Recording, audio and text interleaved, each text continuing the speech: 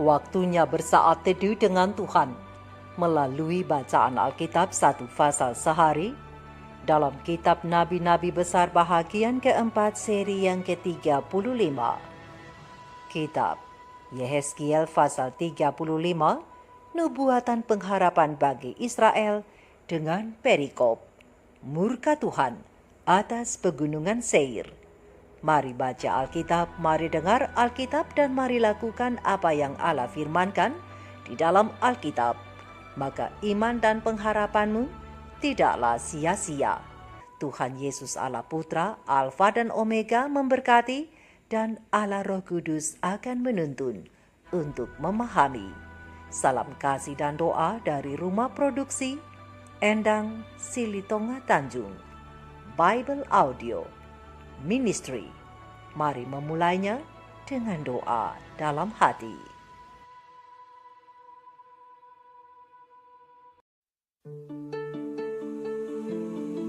Datanglah firman Tuhan kepadaku.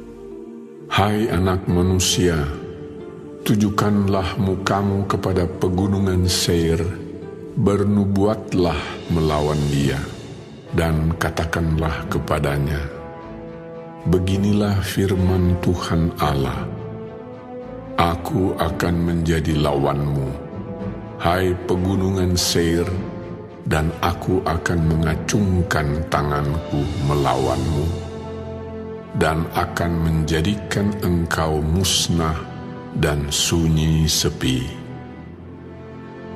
Aku akan menjadikan kota-kotamu reruntuhan, dan engkau menjadi sunyi sepi, dan engkau akan mengetahui bahwa akulah Tuhan. Oleh karena dalam hatimu terpendam rasa permusuhan yang turun-temurun, dan engkau membiarkan orang Israel menjadi makanan pedang pada hari sial mereka, waktu saatnya tiba untuk penghakiman terakhir. Oleh sebab itu, demi aku yang hidup, demikianlah firman Tuhan Allah, aku akan menjadikan engkau darah, dan darah akan mengejar engkau, oleh sebab engkau bersalah karena mencurahkan darah, maka darah akan mengejar engkau. Aku akan menjadikan pegunungan Seir musnah dan sunyi sepi, dan melenyapkan daripadanya orang-orang yang lalu lalang. Aku akan memenuhi juga pegunungannya dengan orang-orang yang mati terbunuh. Di bukit-bukitmu, di lembah-lembahmu, dan alur-alur sungaimu akan berbahan orang-orang yang mati terbunuh oleh pedang. Aku akan menjadikan engkau sunyi sepi selama-lamanya, dan kota-kotamu tidak akan didiami lagi. Dan kamu akan mengetahui bahwa akulah Tuhan.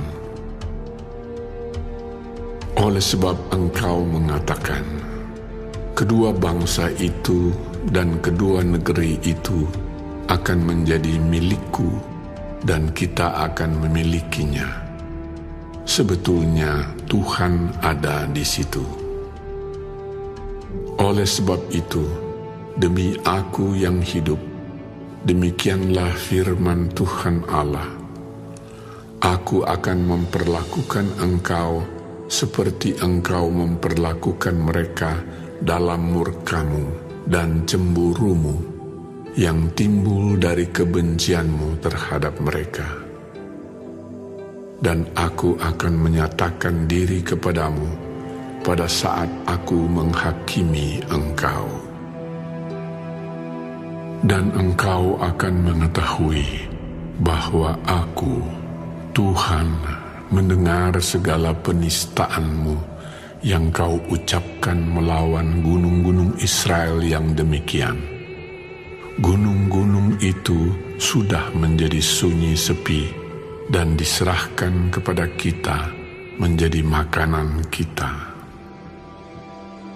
Dengan demikian, kamu membesarkan dirimu terhadap aku di dalam ucapanmu, dan banyak sekali kata-katamu terhadap aku. Aku mendengarnya. Beginilah firman Tuhan Allah. Seluruh bumi akan bersukacita pada saat aku menjadikan engkau sunyi sepi. Seperti engkau bersukacita mengenai milik pusaka kaum Israel yang sudah menjadi sunyi sepi, demikianlah akan kulakukan terhadap engkau. Engkau akan menjadi sunyi sepi, hai pegunungan Seir, dan engkau segenap Edom dalam keseluruhanmu, dan mereka akan mengetahui bahwa akulah Tuhan.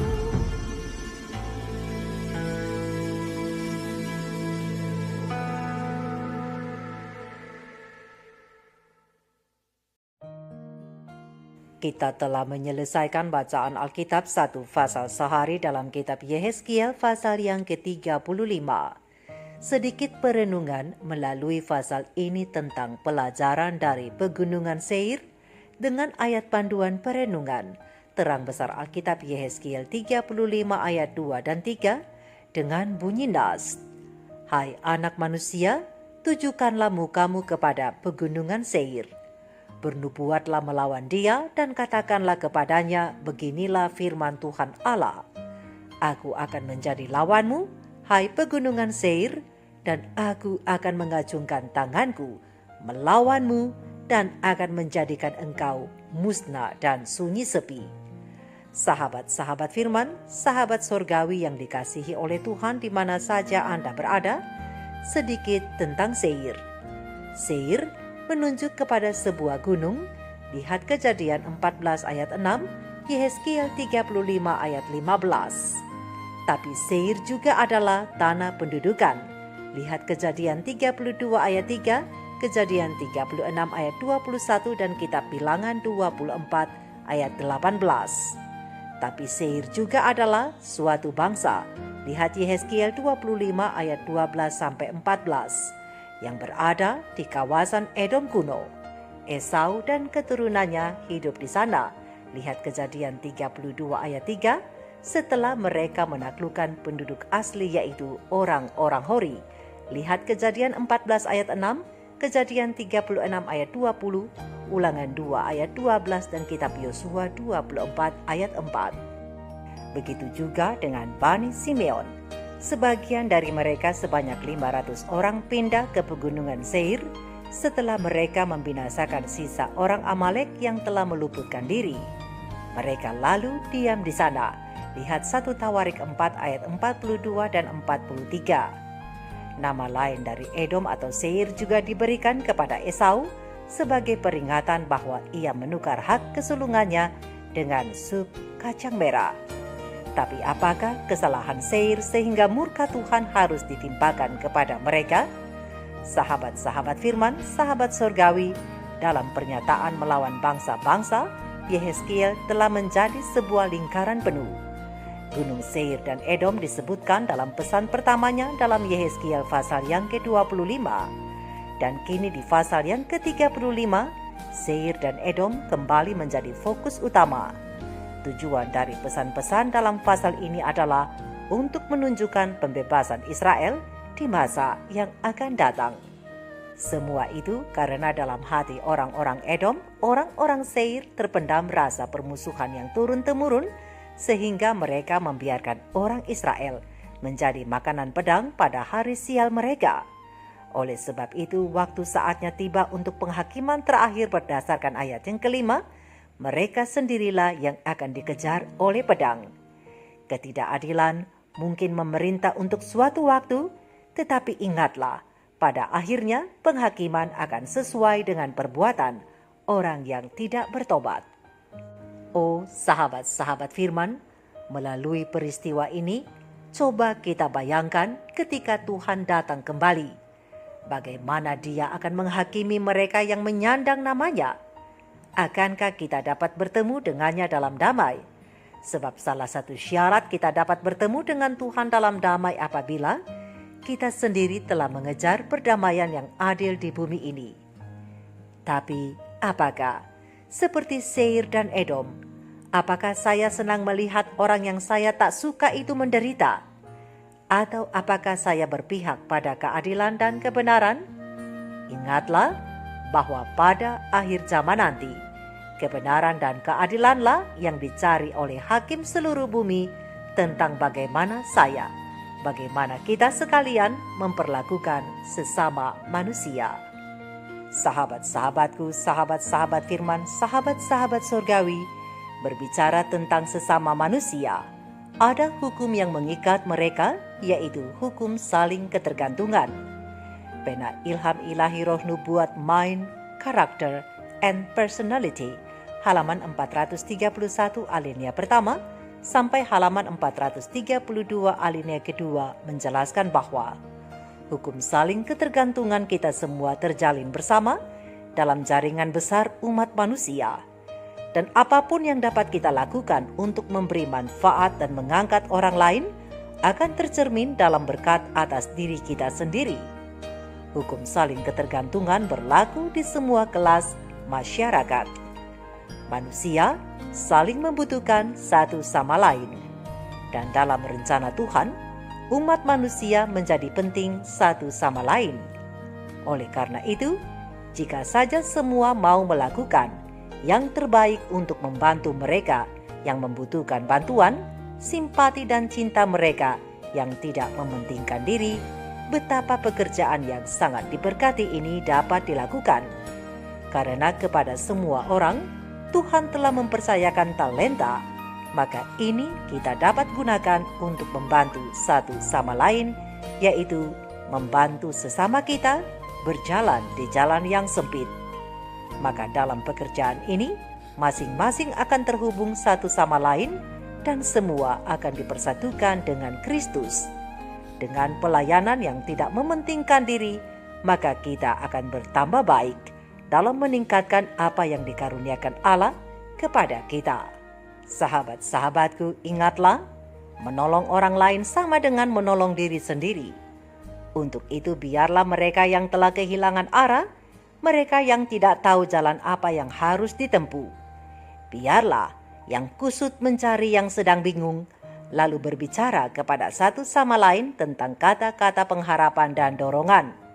Dan ketika mereka mulai melakukan pekerjaan ini, maka terang sorga akan mengungkapkan kepada mereka jalan yang harus mereka ikuti. Dengan kata-kata penghiburan mereka kepada yang menderita, mereka sendiri akan terhibur. Dengan membantu orang lain, mereka sendiri akan terbantu dari kesulitan mereka. Sukacita menggantikan kesedihan dan kesuraman. Hati dipenuhi dengan roh Tuhan. Bersinar dengan kehangatan terhadap setiap makhluk, dan setiap orang seperti itu tidak lagi dalam kegelapan, karena kegelapannya adalah seperti siang hari. Oh, biarlah pengaruh yang baik berkelanjutan, dan kita dapat mempertahankan hubungan yang paling solemn satu sama lain. Sebab kuasa pengaruh dapat mendukung, tapi juga dapat menentang keselamatan jiwa.